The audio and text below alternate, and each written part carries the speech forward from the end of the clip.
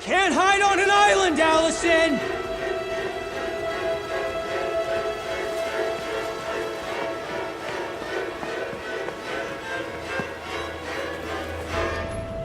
I never want to see him again. Don't worry. You won't have to.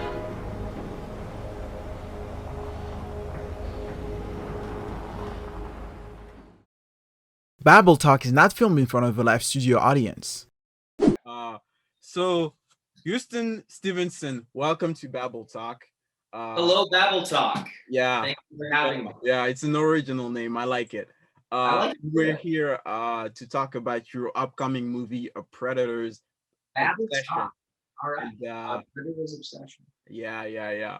And this movie, the one that's gonna release on Saturday 22nd, Yeah. is the third one of a trilogy. And I was kind of like wondering what people should know before tuning in, like the minimal if they haven't watched the ones before. Okay. So where do I even start?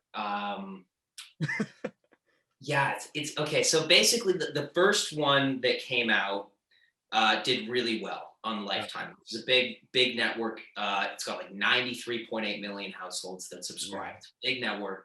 This was the most reran movie for 3 years. They would keep replaying it. So Lifetime decided, let's be lazy and let's just make the same movie again. So the writer called it Stalker's Prey 2, but Lifetime called it A Predator's Obsession. Okay, yeah. So the company that makes it, they're called Synthetic Cinema. They make these movies and then they sell it to the network like Lifetime, which plays it. So Lifetime decided to call it A Predator's Obsession, Stalker's Prey 2. And kind of like Batman or James Bond, I took on the new role as this guy named Bruce, who you think dies in the last movie, but he's not actually dead. So I shot the one before the one that's coming out now, maybe a year and a half ago over in Connecticut in the United States. And then I shot the one that's coming out now in the same location, but during COVID. Okay. So this was about 6 months ago before the vaccines or anything like that. So we were actually the only movie on the entire East Coast of the United States to be shooting. It was like on the news. Yeah. Which meant it was super strict. Like half of our crew was deducted, which means that we had so much more hours. Like you would have guys in the lighting department doing 3 jobs, people in the sound department, like everyone was busy, but everyone was super happy to be there because no one had been working for so long that I imagine everyone was just so stoked to go out, get in work. But masks were essential. Social distancing was essential. I don't know if you've ever had one of those things that go up your nose. The PCR test, the one. Yeah, I had to do that like all the time to the point where I was just comfortable with it. I was just like, all right, let's go. But this new one, I think it was like 6 months ago now, will be out it's on the 22nd, so like 4 days, 3 days for you, pretty much. Yeah. And I'm excited. If you haven't seen it, you should check out A Predator's Obsession, Stalker's Prey 2. You can find it on Apple TV, Google Play, and Amazon, I believe. Wow. And then the next one should be the same as well as Lifetime. Wow. Yeah, you really like give a really good amount of information. I didn't know it was the first one shooting, like one of the first movies shooting after the quarantine. Was it like, did you have any extra pressure because of it, or did you feel the total opposite? Like, oh my God, I'm so glad I'm back working. Oh, it's gonna be fun. And just let the powers that be make the situation what it was. It was definitely a lot of pressure for me. It's not like, because I'm coming in from Vancouver, so I was stationed at a hotel, and it's not like you can just go out for dinner and stuff, because if I got COVID, because I'm the lead of the film, if I ended up going for dinner one night, on my day off, and I got COVID, the whole thing would be shut down. Yeah. So it was really strict in the sense that, like, I was there for a reason. I was really happy to be working again. Obviously, it had been a while since I'd been acting since COVID, so I was just honored. But at the same time, we had to be very cautious Mm. about COVID safety protocols. You know, we had to do all the tests before shooting. I'd have to test all the time. You know, every single time the director calls cut, you're putting your mask back on. And other than that, it was just basically the same thing as it usually is like for me to shoot, but a smaller crew because of COVID. And the thought of knowing that there was news crews like filming us because we were the only movie shooting Yeah. made me like freak out. I was like, oh my God. I was kind of like, it was a lot of pressure, but I saw the film and it turned out really good. I'm not gonna lie, it's better than the last one. And that's rare that you get a movie that's in a trilogy that's better than the last, unless it's Harry Potter, but like, Yeah. it was good. Wow. Yeah. I mean, I can only imagine playing Bruce for like now 2 movies. You must have like have done some research to some level about how you would go into the character, right? Okay, so this guy is not a normal dude. He Yes. Yes. kills people, and so this was the first time that I'd ever stepped into a character that was the villain, Oh. which was really fun for me. In order to get into that place and play that character, I had to just like, listen to like heavy metal and dark music, and I would, like in this script, he's heartbroken about his girl that doesn't love him back. So it was perfect because right before we had shot, which was the same as the last movie, a girl had broken my heart in real life. So and she left me, she went and started seeing this other guy. So I would look at pictures of them right before I would shoot that I'd never looked at before. Oh. And then right before I would shoot and the girl would break my heart, I would actually feel kind of heartbroken. Yeah.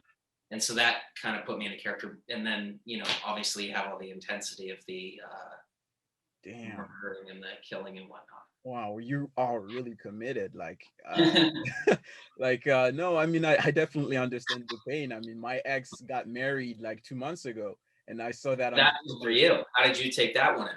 Oh, I cried. I broke out crying. I was like, oh my God. That makes a man strong, just so you know. Yeah. Being able to cry shows that you're very strong. I think suppressing, as an actor, you want to be able to, my job is to be able to express emotions. So I think, being able to vent in that way is the number one way to coming back to reality. Yeah.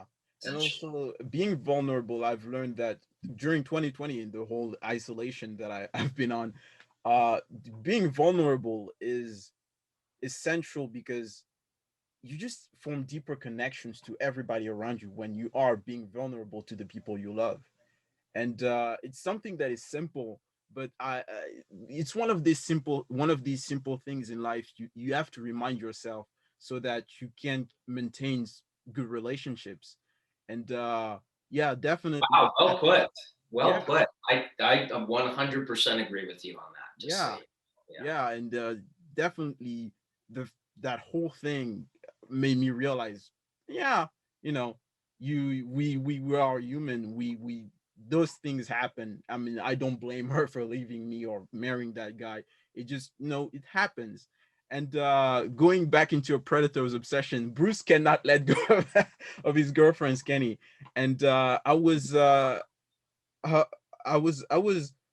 wondering, with those COVID restrictions, um and all, I was told different stories from many different actors about what their specific restriction was there any restriction to the could you during the I interviewed an actor, and he told me that he couldn't be near any other actor, that he would have a watch that would like literally like go ding ding ding every time he would go close to another actor. Real Yeah. story. And I was like, what was the amount of restriction that you had? Like we weren't like, I think because we were the only filming at the time, it was too small of a crew to have to worry about that. Plus our budget it wasn't like we were making the Joker here or something Yeah. like that. it's like a Lifetime movie. So I guess the biggest restrictions were is just like constantly wearing a mask. We didn't like we would social like people would social distance on set, like, but the actors were always around each other. The fact that guy went through that kind of stuff, he was probably shooting a little later on in the year when things were even crazier. Because this was kind of like when I was shooting was like almost when COVID had started, like maybe 4 months into COVID. Okay, yeah. So people didn't know what the heck was going on. Like it was just, so there was no like rules and regulations. All I know is that everything was on lockdown, and then we were the first production company to get out there and like start filming again, which made it strict. Like, yeah, for example, to answer your question, I couldn't leave my hotel to go grab a, you know, like a burger or something, you know, like I couldn't do that kind of stuff, which sucked, but we talked about the fact that the previous one was also a sequel, and I was wondering, playing a character that was already played, did that in and out of itself bring extra pressure, or was it like, oh, fun? Oh yeah. Really? Yeah, it sure did. I mean, it's like, you know, if you think about like, again, like the Joker with Joaquin Phoenix with Heath Ledger, you've got to fill in, or like Daniel Craig, James Bond again, you got to fill in someone's shoes. For me, like I'd already seen the first one, and I knew that technically we were making a remake, right? But I knew that there's a lot of fans that had liked the movie already, so I didn't want to come in and like be that, oh, this new guy, right? So that definitely created pressure. I think the way that I ended up being successful in the last one with making it succeed and how people liked the movie and the feedback that I got was I didn't want to just make him the bad guy. I wanted to give him a lot of vulnerability. So I wanted you to feel him.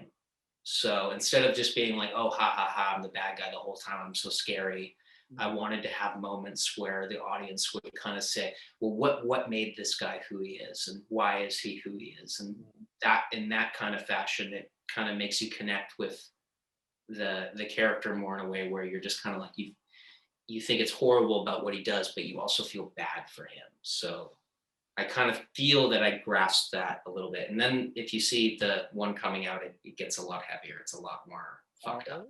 I can't wait. I watched, by the way, the one you were in, and I truly liked it. It was really. I'm sorry.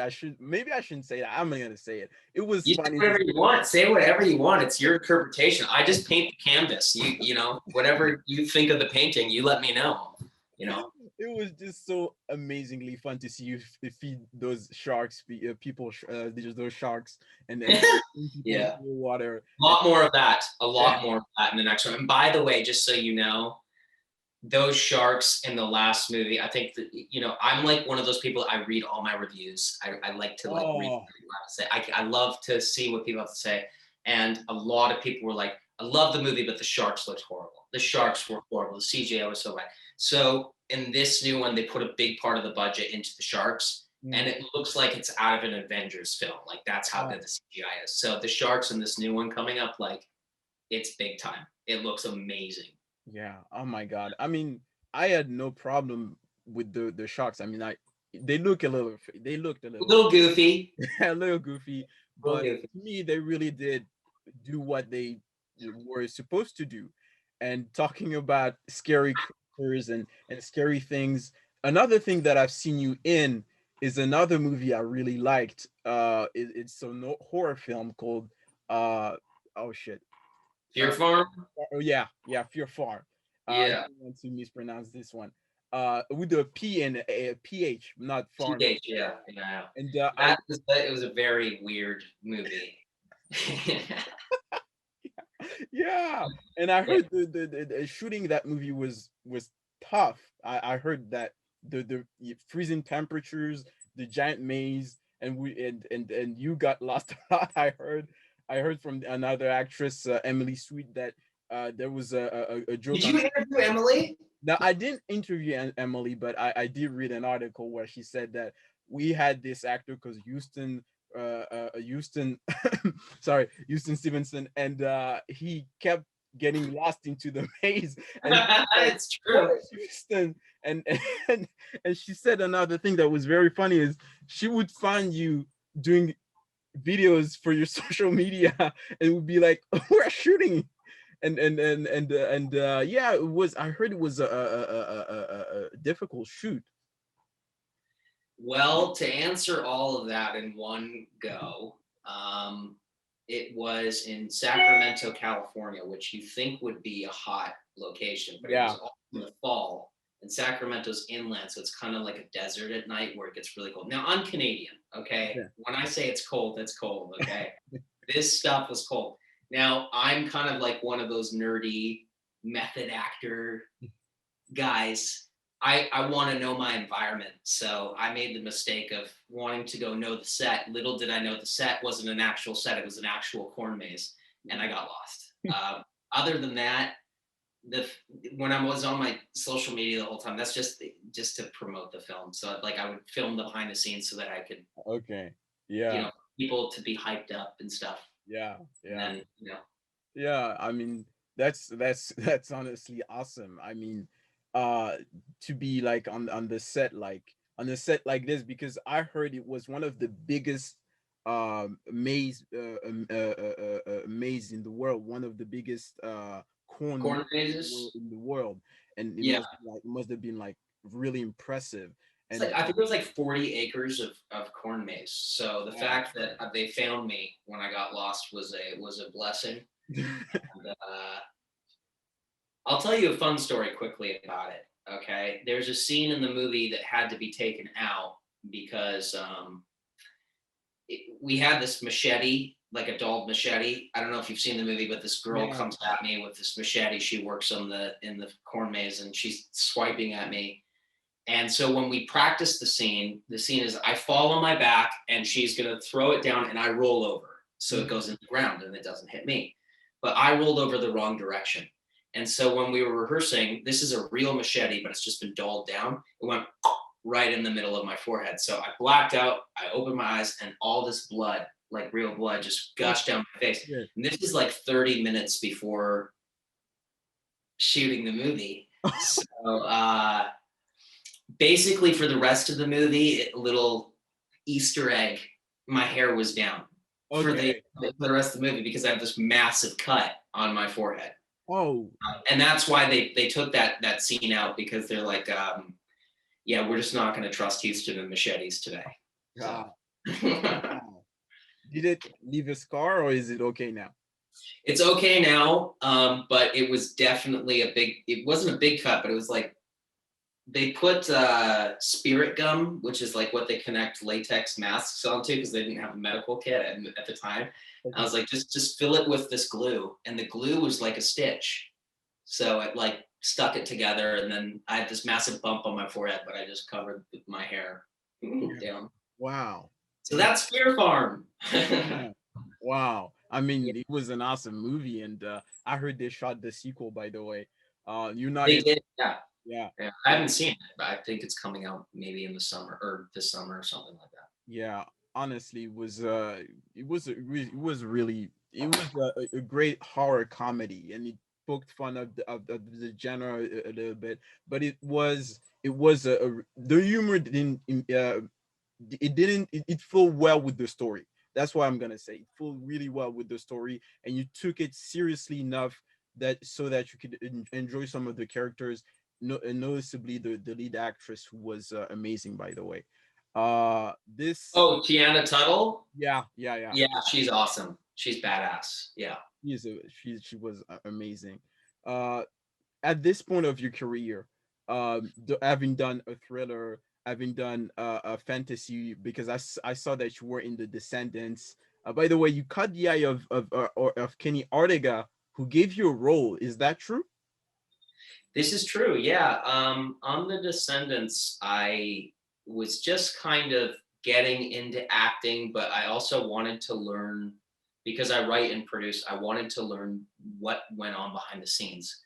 So I had this friend that I went to school with, and his dad was actually the producer of the movie. And I said to his dad, I said to my friend first, Is it possible that I could get a job on set?